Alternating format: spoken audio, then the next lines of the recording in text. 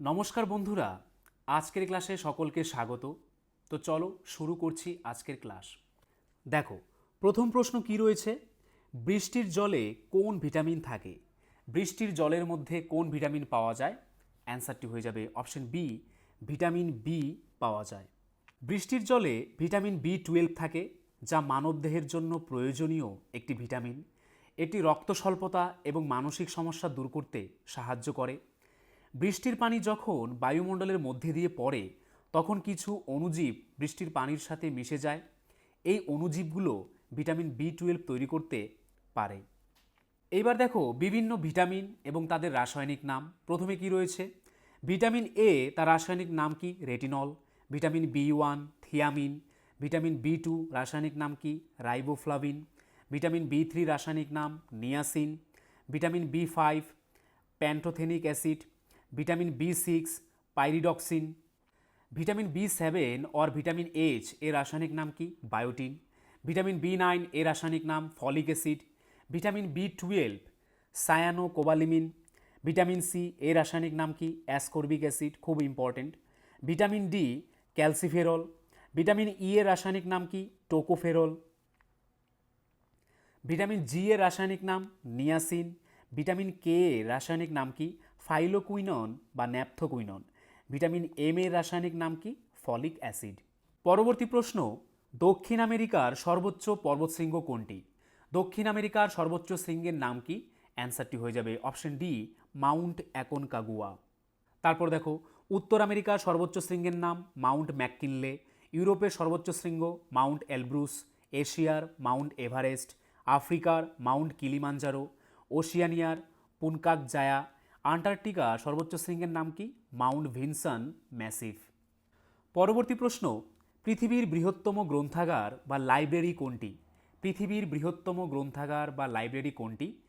অ্যান্সারটি হয়ে যাবে option B, library of Congress. বিশ্বের বৃহত্তম লাইব্রেরি হল লাইব্রেরি অফ কংগ্রেস, যা মার্কিন যুক্তরাষ্ট্রের ওয়াশিংটন ডিসিতে অবস্থিত। এটি শুধুমাত্র বইয়ের দিক থেকেই বৃহত্তম নয়, বরং পাণ্ডুলিপি, মানচিত্র, চলচ্চিত্র এবং অন্যান্য সামগ্রীর দিক থেকেও বৃহত্তম। এটি 1800 সালে প্রতিষ্ঠিত হয়েছিল। পরবর্তী প্রশ্ন, পৃথিবীর উচ্চতম হ্রদের নাম কি? পৃথিবীর উচ্চতম হ্রদ কোনটি? অ্যান্সারটি হয়ে যাবে অপশন এ, টিটিকাকা হ্রদ। এটি দক্ষিণ আমেরিকার আন্দিস পর্বতমালায় সমুদ্রপৃষ্ঠ থেকে প্রায় 3810 মিটার উচ্চতায় অবস্থিত। টিটিকাকা হ্রদটি পেরু এবং বলিভিয়ার সীমান্তে অবস্থিত এবং এটি বিশ্বের অন্যতম বৃহত্তম স্বাদুজলের হ্রদ। পরবর্তী প্রশ্ন, বাংলা গদ্যে প্রথম জ্যোতিচিহ্ন ব্যবহার করেন কে? বাংলা গদ্যে প্রথম জ্যোতিচিহ্ন অর্থাৎ কমা, দাড়ি এইসব কে ব্যবহার করেন? অ্যান্সারটি হয়ে যাবে অপশন সি, ঈশ্বরচন্দ্র বিদ্যাসাগর। বাংলা সাহিত্যে প্রথম জ্যোতিচিহ্নের ব্যবহার করেন ঈশ্বরচন্দ্র বিদ্যাসাগর। তিনি বেতাল পঞ্চবিংশতি গ্রন্থে প্রথম জ্যোতিচিহ্ন ব্যবহার করেন। প্রদীপিসির বর্মীবাক্স কার লেখা? লীলা মজুমদারের। কথাসাহিত্যিক তারাশঙ্কর বন্দ্যোপাধ্যায় জ্ঞানপীঠ পুরস্কার পান কোন বইটির জন্য? 1966 সালে তার গণদেবতা বইটির জন্য। শরৎচন্দ্রের পিতামাতার নাম কি? মতিলাল চট্টোপাধ্যায় ও ভুবনমোহিনী দেবী। শরৎচন্দ্রের জন্মস্থান কোথায়? হুগলি জেলার দেবানন্দপুরে। শরৎচন্দ্রের প্রথম প্রকাশিত লেখা কোনটি? বড়দিদি, যেটি ভারতী পত্রিকায় প্রকাশিত হয়। শরৎচন্দ্রের কোন উপন্যাসটি রাজদ্রোহের অভিযোগ নিষিদ্ধ হয়? পথের দাবি। শরৎচন্দ্রের দেনা পাওনা উপন্যাসের নাট্যরূপ কি? ষোড়শী। শরৎচন্দ্র অনিলা দেবী ছদ্মনামে কোন উপন্যাস লেখেন? নারীর মূল্য। শরৎচন্দ্রের জীবিতকালের শেষ উপন্যাস কোনটি? বিপ্রদাস। চৈতন্য চরিতামৃত কার লেখা? কৃষ্ণদাস কবিরাজের লেখা। জাতকের কাহিনী কোন ভাষায় লেখা? পালি ভাষায়। রবীন্দ্রনাথ বন্দেমাতরম গানটি কবে নিজের সুরে গান? 1896 সালে কংগ্রেসের কলকাতা অধিবেশনে। বেদের কোন অংশে জাদুবিদ্যা আছে? অথর্ববেদে। বেদের গদ্যাংশকে কি বলে? ব্রাহ্মণ। বাংলায় একাঙ্ক নাটকের প্রবক্তাকে? নাট্যকার মন্মথ রায়। দ্য ক্যাপটিভ লেডি কার লেখা? মধুসূদন দত্তের লেখা। বঙ্কিমচন্দ্রের পিতার নাম কি? যাদবচন্দ্র চট্টোপাধ্যায়। বঙ্কিমচন্দ্রের কৃষ্ণকান্তের উইল কবে প্রকাশিত হয়? 1878 সালে। কোন বছর বঙ্কিমচন্দ্র কলিকাতা বিশ্ববিদ্যালয়ের সেনেটের সদস্যে নির্বাচিত হন? 1885 সালে। শ্রীচৈতন্যের পোশাকি নাম কি ছিল? বিশম্বর মিশ্র। শ্রীরামকৃষ্ণের জন্ম কত সালে হয়? 1836 সালে 18ই ফেব্রুয়ারি। বিবেকানন্দ কত সালে শিকাগো ধর্ম সম্মেলনে যোগদান করেন? 1893 সালের 31শে মে। পরবর্তী প্রশ্ন, কোন সংবিধান সংশোধনীতে ভোটাধিকার প্রাপ্তবয়স্কদের বয়স 21 থেকে কমিয়ে 18 বছর করা হয়? অ্যান্সারটি হয়ে যাবে অপশন সি, 61তম সংবিধান সংশোধনীতে। 61তম সংবিধান সংশোধনীতে ভোটাধিকার প্রাপ্তবয়স্কদের বয়স 21 থেকে কমিয়ে 18 বছর করা হয়েছে। এই সংশোধনীটি 1988 সালে পাশ হয় এবং 1989 সালে কার্যকর করা হয়। এটি ভারতের সংবিধানের 61তম সংশোধনী আইন নামে পরিচিত। বন্ধুরা, আরেকটি কথা, WBP constable, SI and KP constable অধ্যায়ভিত্তিক সেরা প্রস্তুতি নিতে আমাদের হোয়াটসঅ্যাপ নাম্বারে একবার হোয়াটসঅ্যাপ করে নাও। গণিত, ইংরেজি, জিকে, রিজনিং প্রত্যেকটা বিষয়ে একদম অধ্যায় ধরে ধরে বেসিক লেভেল থেকে একদম প্রথম থেকে ক্লাস করানো হবে। মাসিক কোনো বেতন নেই, পরীক্ষা পর্যন্ত সেরা গাইডেন্স পাবে নতুন সিলেবাস অনুযায়ী। Live class, recorded class plus PDF all পাবে। একবার পেমেন্ট করলেই যতদিন না চাকরি পাচ্ছ ক্লাস করতে পারবে। One time payment. 5 জন আলাদা আলাদা টিচার্সের মাধ্যমে তোমাদের প্রত্যেকটি সাবজেক্ট ধরে ধরে অঙ্ক একদম যারা কিছুই বুঝতে পারো না তাদের জন্য জলের মতো সহজ করে বুঝিয়ে দেওয়া হবে। আমাদের কলকাতা পুলিশের এসআইতে আমরা 95% হুবহু প্রশ্ন কমন দিয়েছি প্রমাণসহ। সেই কমনের প্রমাণ পেতে তোমরা জয়েন করে নাও আমাদের টেলিগ্রাম চ্যানেলে বেঙ্গলি নলেজ একাডেমিতে, লিঙ্ক ইন ডেসক্রিপশন। এটি আমাদের 7 নম্বর ব্যাচ।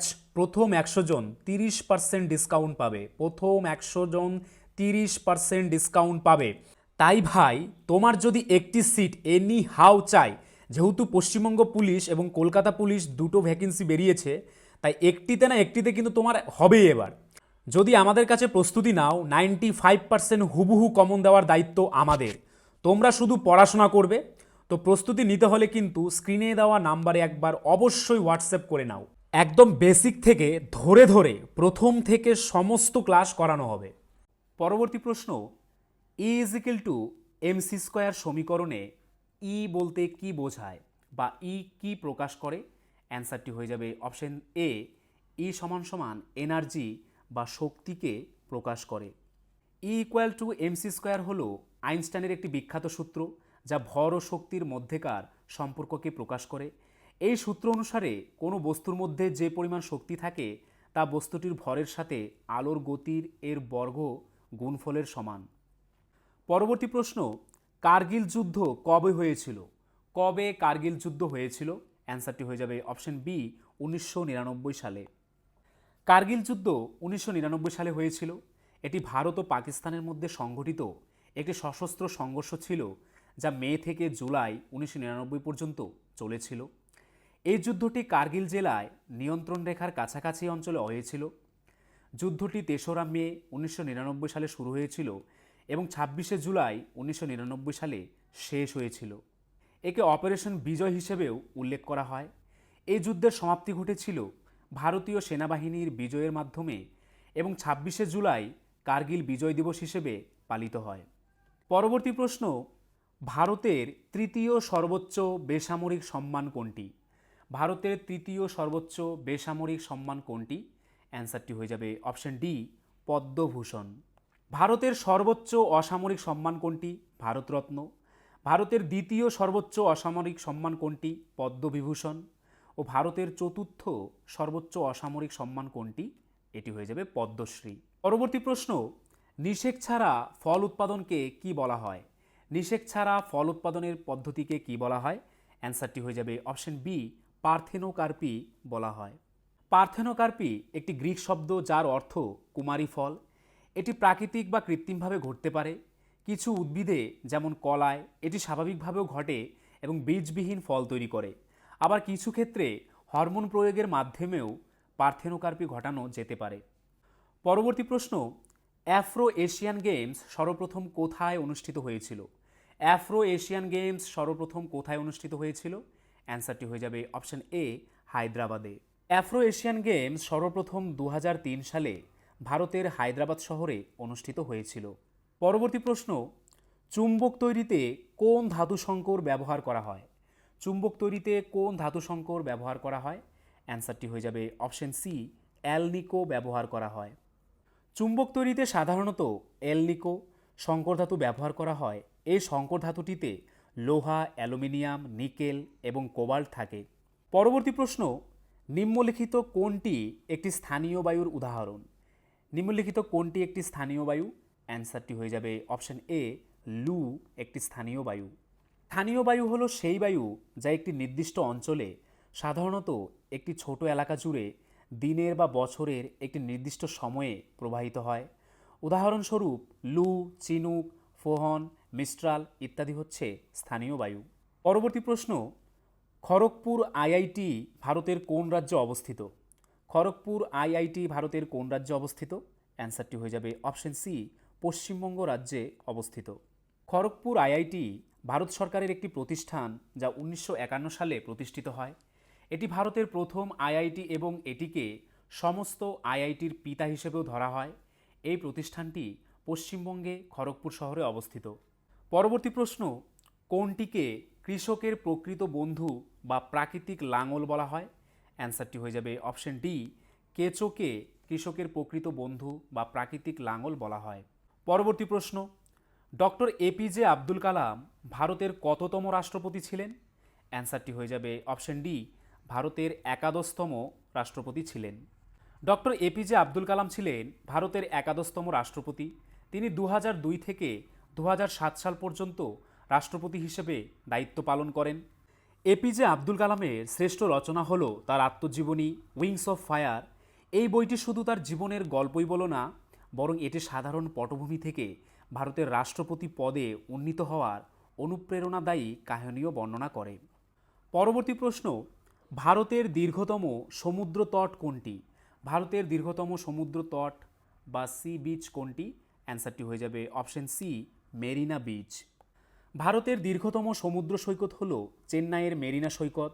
এটি বঙ্গোপসাগরের তীরে অবস্থিত এবং প্রায় 12 কিলোমিটার দীর্ঘ।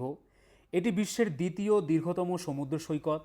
মেরিনা সৈকত চেন্নাইয়ের পূর্ব দিকে বঙ্গোপসাগরের পাশে অবস্থিত। এটি মূলত বালুকাময় এবং পর্যটকদের জন্য একটি জনপ্রিয় স্থান। পরবর্তী প্রশ্ন, কালাজ্বরের ওষুধে কোন জৈব যৌগ ব্যবহার করা হয়? কালাজ্বরের ওষুধে কোন জৈব যৌগ ব্যবহার করা হয়? অ্যান্সারটি হয়ে যাবে অপশন এ, ইউরিয়া ব্যবহার করা হয়। পরবর্তী প্রশ্ন, রাজ্যপাল কোনো অর্ডিন্যান্স জারি করলে তা কতদিন কার্যকরী থাকে? অ্যান্সারটি হয়ে যাবে অপশন বি, তা 6 সপ্তাহ কার্যকরী থাকে। রাজ্যসভার সদস্যদের কার্যকালের মেয়াদ কত বছর? 6 বছর। রাজ্যসভায় নির্বাচিত হওয়া সদস্যদের কার্যকালের মেয়াদ কত বছর? 6 বছর। যদিও প্রতি দ্বিতীয় বছরে সদস্যদের 1/3 অবসর গ্রহণ করেন এবং সেখানে নতুন সদস্যরা প্রবেশ করেন, সুতরাং কক্ষটি কখনোই খালি হয় না এবং এটিকে স্থায়ী কক্ষ বলা হয়। রাজ্যসভা হলো একটি স্থায়ী সংস্থা এবং এটি বিলুপ্তির সাপেক্ষে নয়। সংসদের সদস্য হিসেবে নির্বাচিত হওয়ার জন্য একজন ব্যক্তিকে অবশ্যই ভারতের নাগরিক হতে হবে। রাজ্যসভার ক্ষেত্রে 30 বছরের কম বয়সী হওয়া যাবে না এবং লোকসভার ক্ষেত্রে 25 বছরের কম বয়সী হওয়া যাবে না। রাজ্যসভা হলো সংসদের উচ্চকক্ষ। সংবিধানের সর্বোচ্চ 250 জন সদস্যের সদস্যতা স্থির করে। রাজ্যসভার সদস্য হতে ন্যূনতম বয়স কত লাগবে? 30 বছর। লোকসভার সদস্য হতে ন্যূনতম বয়স কত লাগবে? 25 বছর। বিধানসভার সদস্য হতে ন্যূনতম বয়স কত লাগবে? 25 বছর একজন এমএলএর ক্ষেত্রে। আইন পরিষদের সদস্য হতে ন্যূনতম বয়স লাগবে 30 বছর। পরবর্তী প্রশ্ন, বাবরকে ভারত আক্রমণের জন্য কে আমন্ত্রণ জানিয়েছিলেন? বাবরকে ভারত আক্রমণের জন্য কে আমন্ত্রণ জানিয়েছিলেন? অ্যান্সারটি হয়ে যাবে অপশন বি, দৌলত খান। বাবরকে ভারত আক্রমণের আমন্ত্রণ জানিয়েছিলেন পাঞ্জাবের প্রভাবশালী অভিজাত ব্যক্তি দৌলত খান লোদি এবং দিল্লির সুলতান ইব্রাহিম লোদির চাচা আলম খান। পরবর্তী প্রশ্ন, দ্বারকেশ্বর ও শিলাবতী নদী মিলিত হয়ে কোন নদী সৃষ্টি করেছে? দ্বারকেশ্বর ও শিলাবতী নদী মিলিত হয়ে কোন নদী সৃষ্টি করেছে? অ্যান্সারটি হয়ে যাবে অপশন বি, রূপনারায়ণ নদীর সৃষ্টি করেছে। তারপর দেখো বিভিন্ন নদ নদী এবং তাদের মিলিত স্থানের নাম বা মিলিত জায়গার নাম কি রয়েছে। অলকানন্দা ও ধলিগঙ্গা যেখানে মিলিত হয়েছে সেই জায়গাটির নাম বিষ্ণুপ্রয়াগ। অলকানন্দা ও নন্দাকিনী নন্দপ্রয়াগ। অলকানন্দা ও সরস্বতীর মিলনস্থলকে বলা হয় কেশবপ্রয়াগ। অলকানন্দা ও পিণ্ডারের সংযোগস্থলকে বলা হয় কর্ণপ্রয়াগ। অলকানন্দা ও মন্দাকিনীর সংযোগস্থলকে বলা হয় রুদ্রপ্রয়াগ। অলকানন্দা ও ভাগীরথীর সংযোগস্থলকে বলা হয় দেবপ্রয়াগ। ভাগীরথী ও ন্যাসগঙ্গার সংযোগস্থলকে বলা হয় ইন্দ্রপ্রয়াগ। শ্যামগঙ্গা ও ভাগীরথীর মিলনস্থলকে বলা হয় শ্যামপ্রয়াগ। নীলগঙ্গা ও ভাগীরথীর সংযোগস্থলকে গুপ্তপ্রয়াগ। গঙ্গা যমুনা সরস্বতীর সংযোগস্থলকে বলা হয় প্রয়াগরাজ। গঙ্গা ও যমুনার সংযোগস্থলকে এলাহাবাদ বলা হয়। পরবর্তী প্রশ্ন, কোন সময় থেকে শকাব্দ প্রচলিত হয়? কোন সময় থেকে শকাব্দ প্রচলিত হয়? অ্যান্সারটি হয়ে যাবে অপশন এ ৭৮ খ্রিস্টাব্দ থেকে শকাব্দ প্রচলিত হয়। কনিষ্কের দুটি রাজধানী ছিল পুরুষপুর এবং মথুরা। কনিষ্ক ছিলেন কুষাণ সাম্রাজ্যের একজন শক্তিশালী শাসক এবং তিনি এই দুটি শহরকে তার সাম্রাজ্যের গুরুত্বপূর্ণ কেন্দ্রবিন্দু হিসেবে গড়ে তুলেছিলেন। পুরুষপুর এটি ছিল কনিষ্কের প্রধান রাজধানী এবং গান্ধার অঞ্চলের কেন্দ্রবিন্দু ছিল। মথুরা ছিল কনিষ্কের দ্বিতীয় রাজধানী এবং এটি শিল্প ও সংস্কৃতির একটি গুরুত্বপূর্ণ কেন্দ্র ছিল। পরবর্তী প্রশ্ন, কোন গ্যাসকে স্ট্রেঞ্জার গ্যাস বা অপরিচিত গ্যাস বলা হয়? অ্যান্সারটি হয়ে যাবে অপশন সি, জেনন গ্যাসকে স্ট্রেঞ্জার গ্যাস বা অপরিচিত গ্যাস বলা হয়। জেনন গ্যাস স্ট্রেঞ্জার গ্যাস নামেও পরিচিত। এটিকে স্ট্রেঞ্জার গ্যাসও বলা হয় কারণ গ্রিক ভাষায় জেনন শব্দের অর্থ হল স্ট্রেঞ্জ। 1898 সালে উইলিয়াম রামসে এবং মরিস ট্রেভার্স এই গ্যাস আবিষ্কার করেছিলেন। এটি বাতাসের চেয়ে 4.5 গুণ বেশি ভারী হয়। জেনন হলো একটি বর্ণহীন, গন্ধহীন এবং স্বাদহীন গ্যাস। এটি বিকিরণ শনাক্তকরণের জন্য যন্ত্রগুলিতে ব্যবহৃত হয়। পরবর্তী প্রশ্ন, কাবুলিওয়ালা ছোট গল্পটি কে রচনা করেছেন? কে কাবুলিওয়ালা নামক ছোট গল্পটি রচনা করেছেন? অ্যান্সারটি হয়ে যাবে অপশন সি, রবীন্দ্রনাথ ঠাকুর। ছোট গল্প কাবুলিওয়ালা রবীন্দ্রনাথ ঠাকুর রচনা করেছেন। এটি 1892 সালে প্রকাশিত হয়েছিল। পরবর্তী প্রশ্ন, কোন জেলায় নীল বিদ্রোহের সূচনা হয়েছিল? কোন জেলায় নীল বিদ্রোহের প্রথম সূচনা হয়েছিল? অ্যান্সারটি হয়ে যাবে অপশন বি, নদিয়া জেলায়। নীল বিদ্রোহের প্রথম সূচনা হয়েছিল নদিয়া জেলায়। বিশেষ করে কৃষ্ণনগরের গোবিন্দপুর এবং চানুগাছা গ্রামে দিগম্বর বিশ্বাস ও বিষ্ণুচরণ বিশ্বাসের নেতৃত্বে এই বিদ্রোহ শুরু হয়েছিল। পরবর্তী প্রশ্ন, কোন কোন বর্ণের আলো উদ্ভিদ তীব্রভাবে শোষণ করে? কোন কোন বর্ণের আলো উদ্ভিদ তীব্রভাবে শোষণ করতে পারে? অ্যান্সারটি হয়ে যাবে অপশন বি, নীল ও লাল বর্ণের আলো উদ্ভিদ তীব্রভাবে শোষণ করে। পরবর্তী প্রশ্ন, কোন গ্রহকে রাতের আকাশে লালচে দেখায়? কোন গ্রহকে রাতের আকাশে লালচে দেখায়? অ্যান্সারটি হয়ে যাবে অপশন বি, মঙ্গল গ্রহকে রাতের আকাশে লালচে দেখায়। রাতের আকাশে মঙ্গল গ্রহকে লালচে দেখায় এর কারণ হল মঙ্গলের পৃষ্ঠে থাকা লোহার অক্সাইড, যা সূর্যের আলো প্রতিফলিত করে এবং গ্রহটিকে একটি স্বতন্ত্র লালচে আভা দেয়। একে লাল গ্রহ নামেও ডাকা হয়। পরবর্তী প্রশ্ন, কোন যুদ্ধ ভারতীয় স্বাধীনতা যুদ্ধ নামে খ্যাত? কোন যুদ্ধ ভারতীয় স্বাধীনতা যুদ্ধ নামে পরিচিত? অ্যান্সারটি হয়ে যাবে অপশন বি, সিপাহী বিদ্রোহ। 1857 সালের সিপাহী বিদ্রোহকে ভারতের প্রথম স্বাধীনতা যুদ্ধ হিসেবে ধরা হয়। একে মহাবিদ্রোহ বা সিপাহী বিদ্রোহ নামেও অভিহিত করা হয়। এটি ছিল ব্রিটিশ ইস্ট ইন্ডিয়া কোম্পানির শাসনের বিরুদ্ধে ভারতীয় সৈন্যদের প্রথম বড় আকারের বিদ্রোহ। পরবর্তী প্রশ্ন, ভারতের কোন সংস্থা জাতীয় আয় পরিমাপ করে? ভারতের কোন সংস্থা জাতীয় আয় পরিমাপ করে? অ্যান্সারটি হয়ে যাবে option B, central statistics office বা সিএসও ভারতের জাতীয় আয় পরিমাপ করে। ভারতের জাতীয় আয় পরিমাপের দায়িত্ব রয়েছে কেন্দ্রীয় পরিসংখ্যান কার্যালয় বা সেন্ট্রাল স্ট্যাটিস্টিক্স অফিস, যা এখন পরিসংখ্যান ও কর্মসূচি বাস্তবায়ন মন্ত্রকের অধীনে কাজ করে। বন্ধুরা, এই ছিল আজকের ভিডিও। তোমরা যদি আমাদের চ্যানেলে নতুন হয়ে থাকো, আমাদের চ্যানেলটিকে অবশ্যই সাবস্ক্রাইব করে নোটিফিকেশন অল করে রাখবে।